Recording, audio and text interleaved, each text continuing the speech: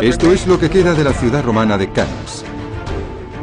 Pero hace 2000 años, en estos campos, las legiones más poderosas de Roma lucharon contra una de las mejores mentes militares de la historia, Aníbal, comandante de los ejércitos de la gran ciudad comercial de Cartago. En el año 250 a.C., Roma dominaba ya la totalidad de Italia, pero quería expandir su poderío al mar Mediterráneo. Sin embargo, existía la rica ciudad de Cartago, en la costa norte de África, con la que debía competir. El problema no era que el Mediterráneo fuese demasiado pequeño para que coexistieran dos potencias rivales. Lo que ocurría era que Cartago tenía planes para Sicilia e Hispania y Roma los tenía para el norte de África. Durante 24 años, las dos grandes potencias se enzarzaron en una sangrienta guerra por el control de Sicilia. Cartago fue finalmente vencida y Roma le impuso unas durísimas condiciones para la paz. Amílcar, el general cartaginés en Sicilia, entró en cólera. Cuando se hicieron sacrificios a los dioses cartagineses, llevó a su hijo de 9 años ante el altar y le hizo jurar que siempre odiaría a los romanos. Ese niño era Aníbal, y jamás olvidó su promesa. Cuando Amílcar murió, el poder pasó primero a su yerno, Asdrúbal, y después, cuando este fue asesinado, recayó en su hijo Aníbal. Cartago estaba siempre endeudada con Roma. Perdió gran parte de su territorio. Así que decidieron fundar una provincia sólida y rica en Hispania y crear al mismo tiempo un ejército muy poderoso. A Roma le preocupaba la ascensión de Cartago y buscaba alguna excusa para volver a derrotar a su viejo enemigo. Cuando Aníbal atacó una ciudad hispana aliada de Roma, encontraron la excusa perfecta para declarar la guerra. Fue Aníbal quien atacó primero. Aníbal pensó que la única manera de vencer a Roma era combatir directamente a los romanos en Italia, en Roma. La estrategia de Aníbal es uno de los casos más claros de la historia en los que se demuestra que la mejor defensa es un buen ataque. En el año 218 a.C., los cartagineses iniciaron su marcha hacia el norte a través de Hispania con un ejército de 100.000 hombres y 37 elefantes. Y entonces Aníbal hizo algo totalmente impensable. Cruzó los Alpes en mitad del invierno. Aníbal era un líder que gozaba de un gran carisma. Podía hacer que sus tropas realizaran cosas que muchos hombres no habrían soñado hacer jamás. Un ejército al mando de Aníbal podría pretender cualquier hazaña. Era un hombre joven, de 20 y tantos años, pero su eterno odio a los romanos le guiaba a él y al resto de su ejército. Los romanos se enfrentaron con Aníbal por primera vez en la batalla de Trebia.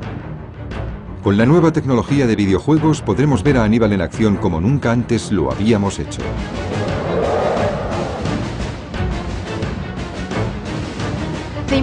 La importancia de los elefantes no se debe subestimar. No se usaban como animales de carga, sino como elementos ofensivos. Y eran muy importantes para la imagen. Se han conservado monedas cartaginesas con la imagen de Aníbal por un lado y un elefante por el otro.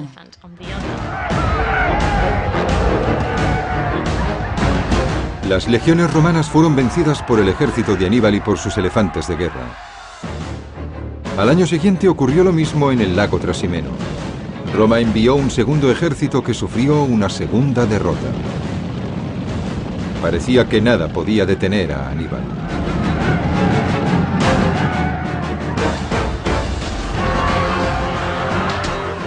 Su ejército se desplazó a través de Italia hacia el sur hasta alcanzar el mar Adriático, donde se detuvo. Aníbal se hallaba ya a menos de 150 kilómetros de Roma. Las legiones romanas ya habían sufrido más de 100.000 bajas. Desesperados, los romanos decidieron jugárselo todo en una gran batalla,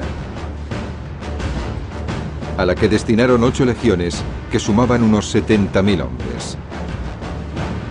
Los romanos decidieron arriesgarlo todo. Iban a formar un ejército enorme, el doble de numeroso que cualquier otro al que Aníbal se hubiese enfrentado antes para aplastarle. El 2 de agosto del 216 a.C., el poderoso ejército romano encontró a Aníbal cerca de la ciudad de Cannas. Todos los pronósticos estaban contra Aníbal, pero él contaba con su ingenio. Se trataría de la batalla más sangrienta de la antigüedad.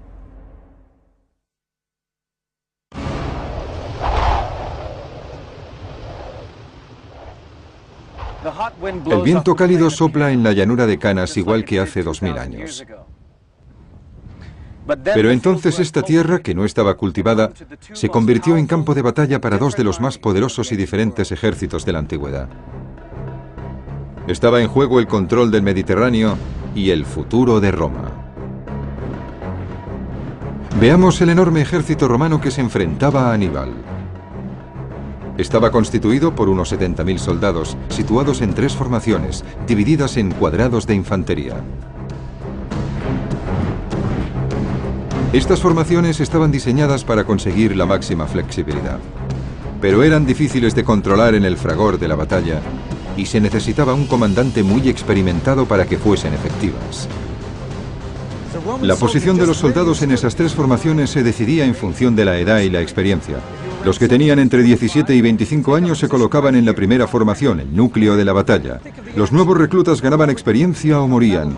Si llegaban a los 25 años se les situaba en la segunda formación, constituida por soldados con experiencia, y si conseguían sobrevivir hasta convertirse en curtidos combatientes, se colocaban en la tercera formación. Puede que ya no fueran muy rápidos, pero su experiencia podía ser de gran ayuda para el ejército romano. Veamos qué fue lo que contempló Aníbal y su ejército. Los legionarios de la primera formación actuaban como cortina, haciendo que fuera difícil saber cómo se organizaban las tropas romanas o cuántas eran. El ejército de Aníbal no se parecía en nada a la maquinaria militar romana dispuesta en el otro lado del campo de batalla. Era un ejército formado por soldados de distintas procedencias. Desde África habían llegado los lanceros libios y la caballería númida con sus pequeños y rápidos caballos. Había galos de la actual Francia, así como guerreros hispanos luchando a pie o a caballo. Aníbal disponía de 10.000 jinetes, mientras que los romanos a caballo solo sumaban 6.000. Y eso suponía una doble ventaja, ya que la llanura de Canas era perfecta para la guerra de caballería. Pero Aníbal solo contaba con 40.000 soldados de infantería frente a los 70.000 legionarios romanos. El inmenso ejército romano estaba al mando de 2 comandantes, Paulus y Varro, que se turnaban para dirigirlos en días alternos. Era complicado aunque ambos comandantes coincidieran en la estrategia, pero no era así. De hecho, tenían estrategias opuestas.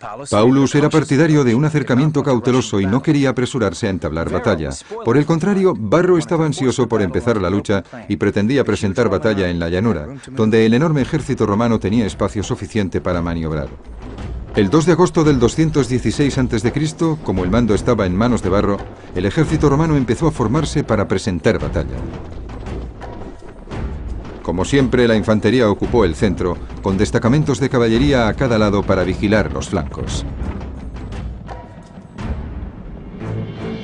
No sabemos exactamente lo que planeaba Varro, pero decidió cambiar el orden normal de batalla. Ordenó a las formaciones romanas que se situaran con una mayor densidad. Había menos huecos y prácticamente ninguna posibilidad de cambiar de formación. Con inteligencia o con estupidez total, los cónsules habían accedido a comprimir las legiones para crear profundidad y sorprender con la idea de que habían penetrado en el ejército cartaginés. Sacrificaron la flexibilidad a cambio de la potencia. Así que Aníbal ideó una estratagema.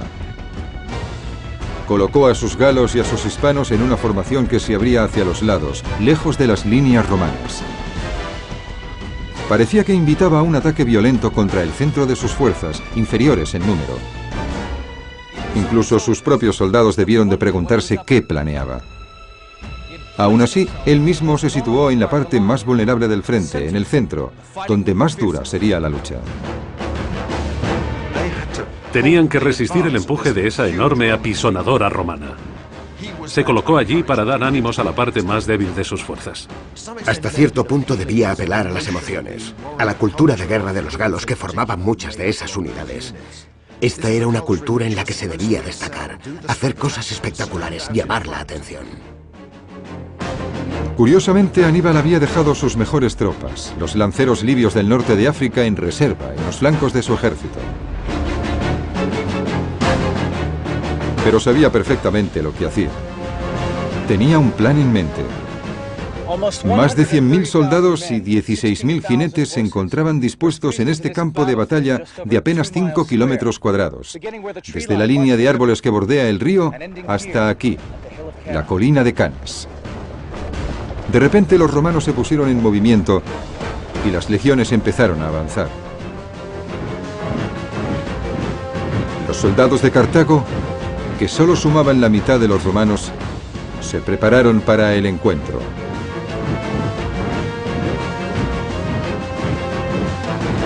La batalla de Canas había empezado.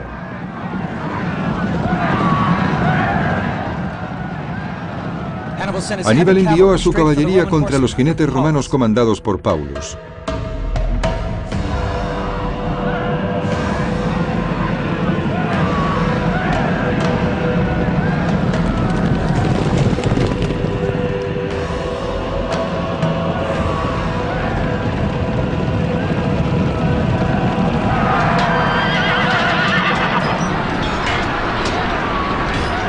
La lucha fue feroz y brutal. Mientras tanto, la caballería númida de Aníbal atacó el flanco izquierdo de los romanos al mando de Varro. Mientras la caballería cartaginesa y romana luchaban, las 8 legiones de infantería avanzaron hacia la posición de Aníbal.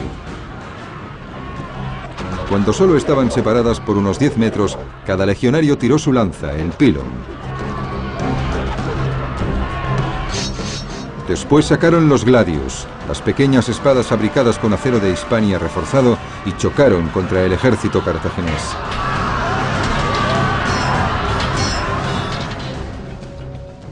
Estos son reproducciones de un gladius y de un escudo. El escudo se usaba para golpear a los adversarios y se acompañaba con un rápido ataque. Solo el escudo pesa 10 kilos. Con este calor, con este sol, soportando el peso de una armadura completa, es difícil imaginar cómo hacían para luchar durante 4 minutos, y es increíble que lo hicieran durante 4 horas.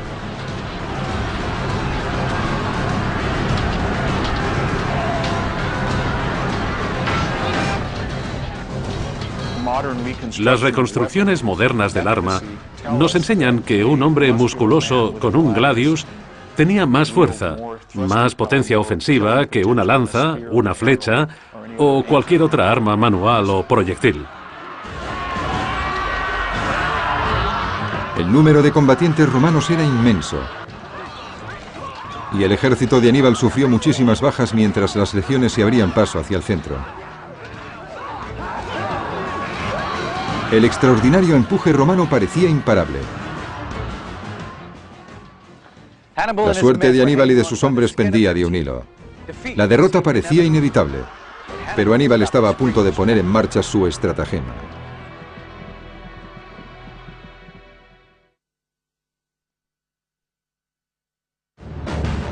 Cartago y Roma luchaban por la supremacía en el Mediterráneo.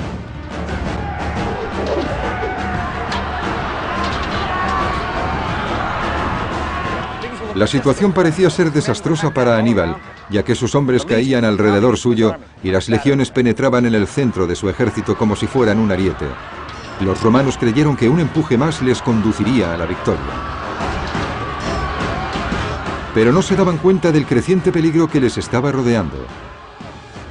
Ahora empezaba a quedar claro por qué Aníbal había adoptado la formación de media luna. Mientras la vanguardia romana penetraba por el centro de la media luna, los lanceros libios de los flancos se iban cerrando como una tenaza para atrapar a los romanos.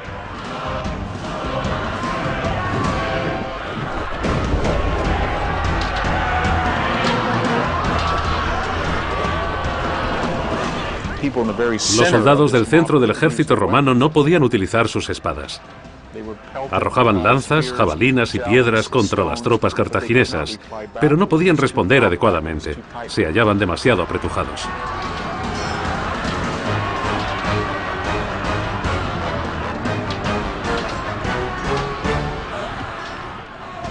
Los romanos formaban una gran masa como las multitudes que salen de un campo de fútbol.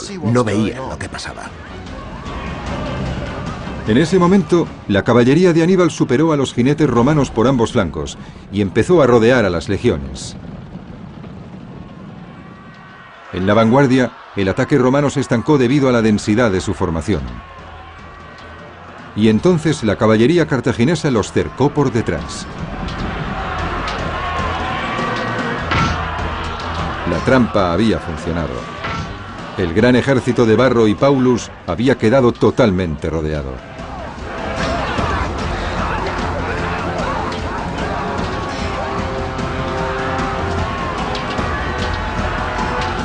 Si hubiesen mantenido la cabeza fría, podrían haber encontrado la manera de escapar de forma organizada y recuperarse para seguir batallando. ¿Qué ocurrió? Miedo, emociones, pánico. Fue una cuestión de ánimo, ímpetu y terror y todas esas otras emociones que explican por qué un bando gana y el otro pierde.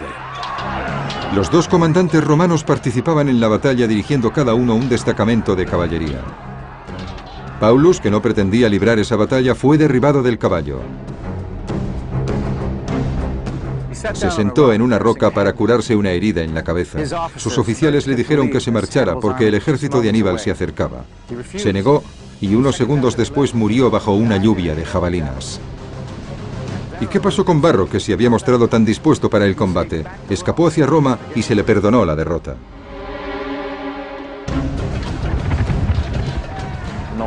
No importaba lo poco inteligente que en retrospectiva parecía haber sido para los romanos la decisión de Varro. No iban a cuestionarla porque el rasgo principal de todos los comandantes romanos era la agresividad. Hay que tener en cuenta que lo que ocurrió en Cannas no debía haber ocurrido. Los estrategas militares no podían prever que un ejército inferior en número pudiera rodear de forma concéntrica, por todos lados, a una fuerza numéricamente superior. Pensar que alguien como Aníbal llevara eso a la práctica era algo muy audaz y no debería haber ocurrido jamás. Por la noche, Cannas era un campo de sangre y de miembros cercenados. La batalla había durado solo 4 horas, pero casi 50.000 romanos y 10.000 cartagineses habían muerto. Unos 200 hombres por minuto. Casi un tercio de los senadores romanos, los políticos que gobernaban Roma, yacían muertos o habían sido capturados. Fue la peor derrota sufrida por Roma.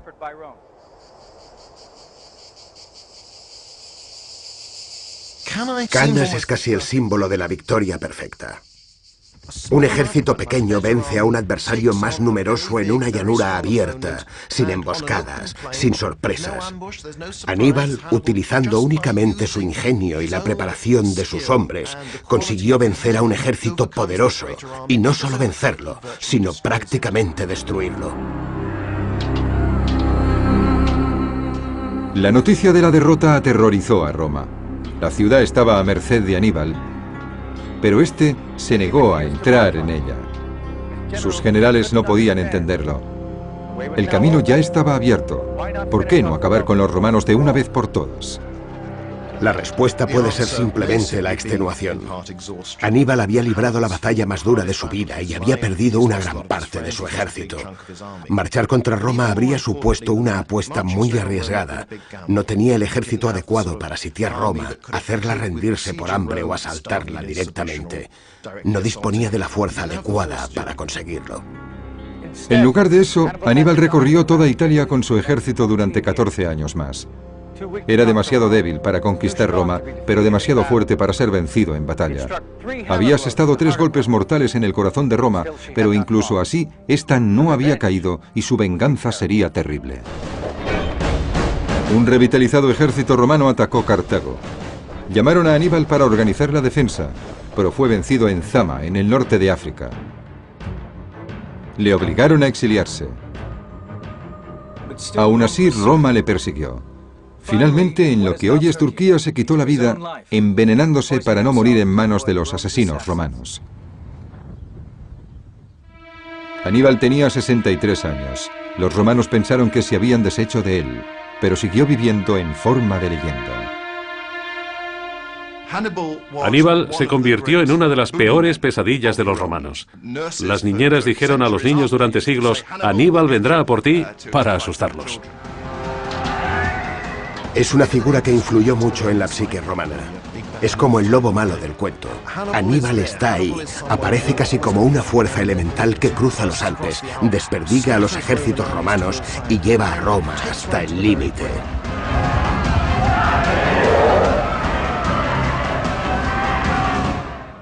Aníbal mantuvo la promesa que hiciera a su padre y a sus dioses, pero al no poder destruir Roma, la había hecho más fuerte.